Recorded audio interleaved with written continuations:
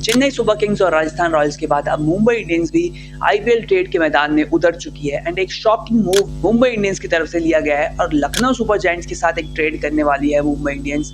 क्या ये ट्रेड सच में हो पाएगा या नहीं, उसके अलावा कौन सी टीम किस किस बड़े प्लेयर्स को छोड़ सकती है, इस पे भी बात करेंगे। और इंडिया एंड साउथ अफ्रीका का कल से टेस्ट मैच स्टार्ट होने जा रहा है जिसमें इंडियन टीम ऋषभ पंत और ध्रुव जुरेल को एक साथ खिलाने जा रही है। आप चैनल पे पहली बार आए हैं, चैनल को सब्सक्राइब करके जाना और लाइक एंड शेयर भी कर देना। बाकी जल्दी से टॉपिक पे आते हैं। तो 15 November is the last date जब टीम्स को अपनी रिटेन्ड और रिलीज प्लेयर्स की लिस्ट देनी है, लेकिन उससे पहले अब मुंबई इंडियंस भी आईपीएल ट्रेड के मैदान में उतर चुकी है। According to report, Lucknow Super Giants से शार्दुल ठाकुर की डिमांड की गई है मुंबई इंडियंस के द्वारा और बदले में लखनऊ सुपर जायंट्स में जाएंगे अर्जुन तेंदुलकर। कैसा स्वैप डील किया जा रहा है लखनऊ सुपर जायंट्स के द्वारा, मुझे समझ में नहीं आ रहा है, बिकॉज मुंबई इंडियंस तो मांगेगी। Obviously Shardul Thakur is a better player than Arjun Tendulkar, experience भी है, प्रूवन परफॉर्मर है, लेकिन लखनऊ सुपर जायंट्स के लिए जो पिछले साल लास्ट मिनट में इंजरी रिप्लेसमेंट के तौर पे आए थे Shardul Thakur, he was bowling with the new ball, he was taking wickets, he performed actually good whatever chances he got for Lucknow super giant. तो क्यों लखनऊ सुपर जायंट शार्दुल ठाकुर को मुंबई इंडियंस भेजना चाह रही है, वो भी अर्जुन तेंदुलकर के बदले में।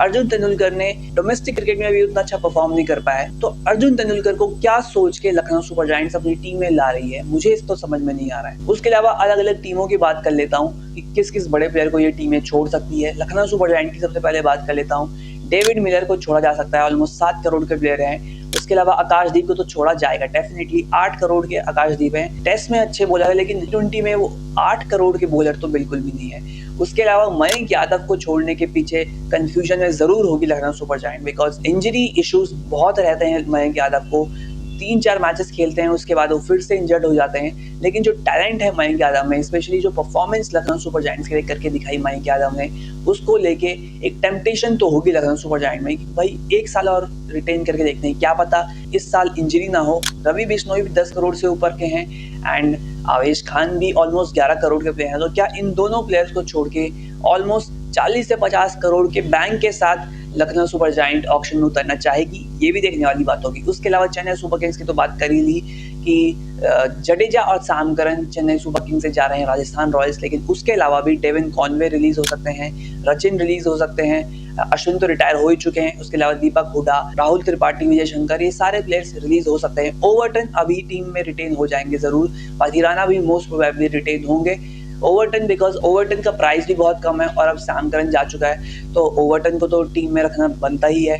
उसके अलावा राजस्थान रॉयल्स की मैं बात कर लेता हूँ, तो देखना होगा कि क्या नीतीश राणा को रिलीज किया जाता है या नहीं, बिकॉज नीतीश राणा ने भी वो इंस्टाग्राम स्टोरी लगाई थी with purple shirt and purple heart, तो वो भी शायद एक इंडिकेशन देना चाहते हैं कि भाई मुझे रिलीज कर दो ताकि केकेआर मुझे ऑक्शन में खरीद ले और मुझे कप्तान बना दे। अब केकेआर की बात आ गई तो केकेआर की भी बात कर लेता हूँ। केकेआर के पास तो बुफे पड़ा हुआ है प्लेयर्स को छोड़ने के लिए। सबसे पहले 23.75 करोड़ के वेंकटेश अय्यर को रिलीज करो, फिर स्पेंसर जॉनसन है, क्विंटन डिकॉक है, गुरबाज, मोइन अली, कैप्टन अजिंक्य रहाणे, ये सारे प्लेयर्स को रिलीज करो एंड ऑलमोस्ट 40 to 45 करोड़ के सम के साथ केकेआर ऑक्शन में जा सकता है एंड इतने पैसे में कैमरून ग्रीन तो केकेआर में आना ही चाहिए। उसके अलावा आरसीबी की मैं बात कर लेता हूँ। आरसीबी में ऐसा कोई बड़ा प्लेयर है नहीं छोड़ने के लिए, लिविंगस्टन को छोड़ने का सोचा जा सकता है कि क्या लिविंगस्टन को छोड़ के माइकल ब्रेसवेल जैसे प्लेयर को खरीदा जा सकता है या नहीं। माइकल ब्रेसवेल थोड़ा और डिपेंडेबल ऑप्शन हो सकता है, बट लिविंगस्टन को अगर ना भी छोड़े आरसीबी तो कोई उतनी बड़ी बात है नहीं।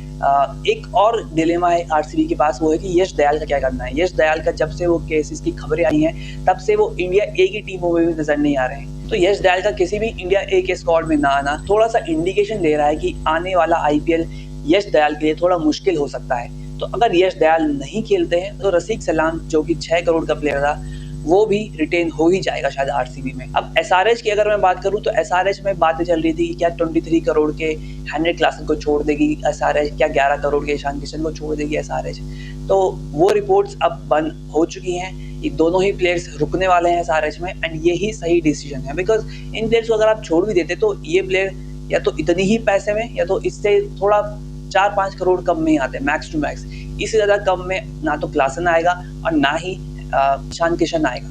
ईशान किशन के साथ आपको एक top order lefty wicket keeper batsman मिलता है जो कि इंडियन है। उसके अलावा हेनरी क्लासन की जिस तरह की एबिलिटी है, भले ही एक पूरा साल हेनरी क्लासन का उतना अच्छा नहीं गया, लेकिन आईपीएल में पिछले साल भी ठीक ठाक परफॉर्म कर दिया था हेनरिक क्लासन, और हेनरिक क्लासन की एबिलिटी वाले बैटर्स अभी भी पूरी दुनिया में है नहीं बहुत ज्यादा। इसके अलावा गुजरात टाइटंस की मैं बात कर लूँ तो गुजरात टाइटंस के पास भी बहुत सारे प्लेयर हैं नहीं छोड़ने के लिए। एक शर्फिन रदरफोर्ड के ऊपर बात हो सकती है, देखना होगा रदरफोर्ड का दाम कितना है। एंड रदरफोर्ड पे पिछले साल बहुत भरोसा दिखाया था गुजरात ने, तो हो सकता है एक और मौका दे रदरफोर्ड को। उसके अलावा रबाडा को छोड़ने की बातें हो सकती हैं, लेकिन रबाडा भी 7-8 करोड़ के प्लेयर हैं। रबाडा को भी छोड़ दोगे तो रबाडा की क्वालिटी का प्लेयर आपको इतने सस्ते में तो मिलने वाला है नहीं। ये ट्राई किया जा सकता है कि रबाडा को छोड़ के एक बार ट्राई करते हैं कि मैट हेनरी क्या मैट हेनरी मिल सकता है। नहीं मिलता है तो रबाडा पे वापस चांस लेके देख लो, लेकिन अगर एक बार ऑक्शन में भेजा तो क्या पता रबाडा और महंगा पड़ जाए। तो ये भी डिलेमा होता है टीम्स के पास। इसके अलावा पंजाब किंग्स की मैं बात कर लूँ तो शायद इतने सालों में पहली बार ये होगा जब कोई पंजाब किंग्स का फैन काफी शांत होकर बैठेगा ऑक्शन में। उसको कोई चिंता नहीं है कि कौन प्लेयर रिलीज होता है कौन रिटेन होता है, बिकॉज कोई भी प्लेयर रिलीज करने लायक तो नहीं है पंजाब किंग्स में, स्पेशली कोई बड़ा प्लेयर तो है नहीं।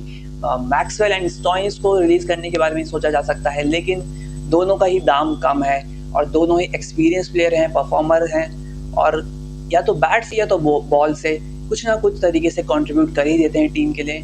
तो दोनों को ही मुझे तो सही डिसीजन लगता नहीं। पंजाब छोड़ दे तो देखते हैं उसके बाद आगे क्या होता है। ये तो थी मेरे तरफ से उन बड़े प्लेयर्स की लिस्ट जिनको टीम्स छोड़ सकती हैं, लेकिन आपको क्या लगता है कि आपकी फेवरेट टीम किस बड़े प्लेयर को रिलीज करेगी, मुझे कमेंट बॉक्स में जरूर बताना।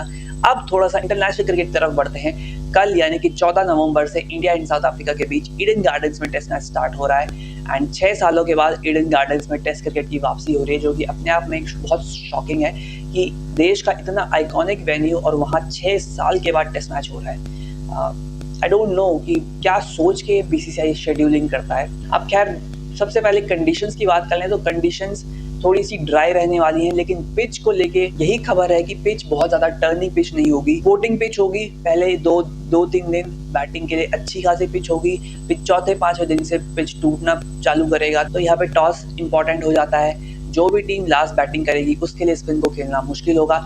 रिवर्स स्विंग काफी काम आने वाली है, बिकॉज ईडन गार्डन्स में हमने देखा है कि शाम के टाइम पे बॉल रिवर्स भी होता है, बॉल हल्का सा स्विंग भी होता है। तो ये सारी चीजें होती हैं ईडन गार्डन्स में। तो जिस तरह से 2015 के टूर पे साउथ अफ्रीका को बहुत मुश्किल पिचेस मिल गई थी, बहुत ज्यादा टर्निंग पिचेस मिली थी, तो उस तरह से पिचेस एक्सपेक्ट नहीं कर रहा है साउथ अफ्रीका। केशव महाराज ने आके स्टेटमेंट दे दिया है और इंडियन टीम की तरफ से भी यही खबर है, बिकॉज ध्रुव जुरेल ने साउथ अफ्रीका ए के अगेंस्ट दोनों पारियों में 100 मारा, नॉट आउट 100 मारा।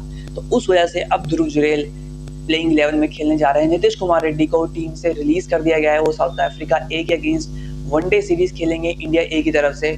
तो अब नीतीश कुमार रेड्डी जो कि 7 नंबर पे बैटिंग करने वाले थे, उनकी जगह ध्रुव जुरेल अब नंबर 7 पे बैटिंग करेगा। और ध्रुव जुरेल ने सेलेक्टर्स को मजबूर किया है कि मुझे ना सिर्फ एज अ विकेट कीपर समझो, मुझे एज अ प्योर बैट्समैन समझो, मुझे इस 11 में खेलना है। और पंत और जुरेल एक साथ एक 11 में खेल सकते हैं। और जुरेल का टीम में आना थोड़ा सा खतरे की घंटी है साई सुदर्शन के लिए भी। अगर साई सुदर्शन का परफॉर्मेंस कंसिस्टेंटली नहीं आता है तो क्या पता ध्रुव जुरेल को नंबर 3 पे भी ट्राई किया जा सकता है। बाकी साउथ अफ्रीका टीम के लिए मैं यही कहूंगा कि इस टीम में टैलेंटेड प्लेयर्स हैं। इस टीम में बहुत सारे बैटर्स हैं, स्टब्स, ब्रेविस, टॉनी डिजॉर्जी। इन प्लेयर्स ने इंडिया में अभी तक टेस्ट मैच नहीं खेला है, लेकिन इससे पहले बांग्लादेश में उन्होंने टेस्ट मैच खेला, पाकिस्तान में ही एक टेस्ट मैच जीत के आए हैं। तो ये जो ग्रुप है इनका बैटिंग ग्रुप, ये टैलेंटेड बैटिंग ग्रुप है। इस बैटिंग ग्रुप ने कई मौकों पे अडेप्टेबिलिटी भी दिखाई है, तो इनसे आप एक अच्छा कंपटीशन एक्सपेक्ट कर सकते हो। बाकी इंडियन टीम की तरफ से 2 फास्ट बॉलर होंगे, शायद 3 स्पिनर होंगे, देखना होगा किस कॉम्बिनेशन के साथ टीम इंडिया उतरती है। बाकी आपकी क्या प्रेडिक्शन है India South Africa test match series के लिए, मुझे कमेंट बॉक्स में बता देना। वीडियो पसंद आई तो वीडियो लाइक कर देना, शेयर कर देना, और हाइप का बटन दिखे तो वो भी दबा देना। और ऐसी और वीडियोस के लिए चैनल को सब्सक्राइब कर दो। मैं मिलता हूँ आपसे नेक्स्ट वीडियो।